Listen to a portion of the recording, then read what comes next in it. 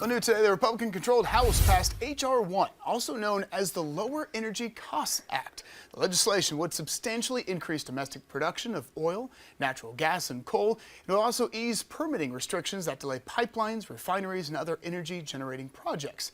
Well, despite a bipartisan vote, opponents say the bill ignores clean energy efforts, and it appears to be written by big oil executives.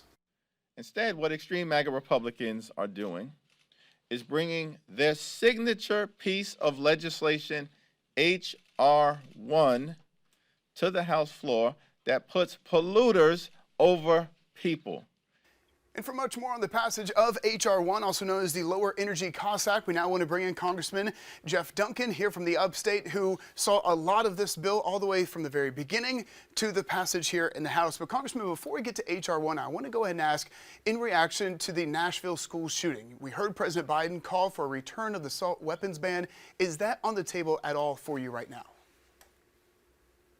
It's not for me, but it might be for the Democrats who want to limit freedom of Americans that are exercising their Second Amendment right to own firearms. What we would need to be looking at is school safety, school hardening. If you look at the person's manifesto and know that they went and surveyed another school that was more hardened, had more security, and chose one that did not have security, one that they knew the background of, they knew the layout of, and chose that as a target. So hardening our schools, putting more resource officers, being creative with maybe allowing ex-special forces guys to come in and evaluate these situations and possibly participate in helping schools secure their facilities is some of the most important things we need to do to protect our most vulnerable in this country.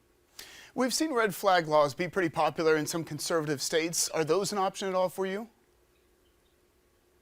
No, I mean, red flag laws are something that really set up an issue where someone that doesn't like their neighbor could call in, and then their Second Amendment rights are violated. We need to be very, very careful when we talk about red flag laws in this country. And I want to go ahead and get now to H.R. 1. You are the chairman of the subcommittee which provided a big part of this legislation. It's called the Lower Energy Costs Act. So for everyday South Carolinian, how will it lower their energy costs? Well, they're paying a higher percentage of their discretionary income for their utility bills. They're having to make choices between purchasing food or medicine and paying their energy bills. So one thing H.R. 1 will do, it will focus on production and produce more American energy resources, which we're blessed with in this country. But unfortunately, we're cursed with liberal politicians who don't want us to go and harness the resources that we have here that can lower energy prices and make us more energy secure. There is no national security without energy security. And so producing more of those resources that we have here and then delivering those resources to our communities and to our states so that they can be used in the power production for that baseload power generation that provides a 24/7, 365 baseload power that our manufacturers need and that moms and dads needs in their home when they want to cook the meals and wash the clothes and read to their children. That's so important. And we have a stable, reliable system in this country, but we're reaching some criticality in this country with being able to provide that baseload energy. And so produce the resources, deliver the resources, and then we have an abundance. We can export those resources, clean burning American natural gas that can actually help lower carbon emissions globally and help our friends and allies to lessen their dependence on Vladimir Putin's energy oligarch like Europe is. And Europe has had to regress back to coal-fired power plants and burning wood just to keep warm this winter, when we can provide the natural resources, the natural gas through LNG exports to these countries to improve their standard of living and quality of life around the globe. And I know it passed the House with a bipartisan vote, but Senator Chuck Schumer has said it is dead on arrival in the Senate the way it is. And President Biden has said that he does plan to veto it if it gets to the White House. So how do you plan to work with senators to make sure that this sees it all the way through and becomes law?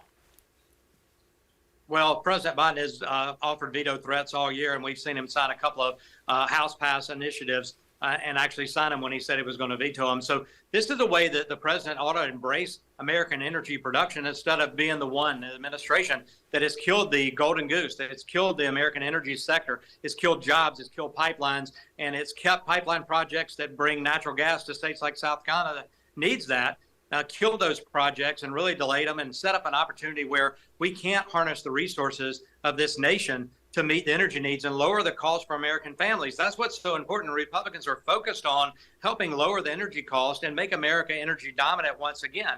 Now, whether Chuck Schumer brings it up or not, that's up to the Senate. I can only help control what goes on in the House. And we passed this in a very bipartisan fashion. But there are a number of Democrats in very vulnerable states that need to support this legislation over in the Senate and help it get across the finish line. I had a conversation with Senator Graham just a little while ago about strategy to try to make and help that happen. So I think the Senate ought to pass this bill, send it to the president's desk, and let's get American energy costs lower. And let's produce American energy here versus us being reliant on so many of our adversaries like Russia and Iran and Venezuela. And I don't want to see President Biden have to take a gas can back over to Saudi Arabia and beg them for oil and gas when we have the resources here at home. We just need to produce those and get those to where they need to go. All right, Congressman, those energy costs getting out of hand. Everybody knows it. And so thank you so much for your time. And we followed this bill very closely. Thanks so much. Yeah. Thank you.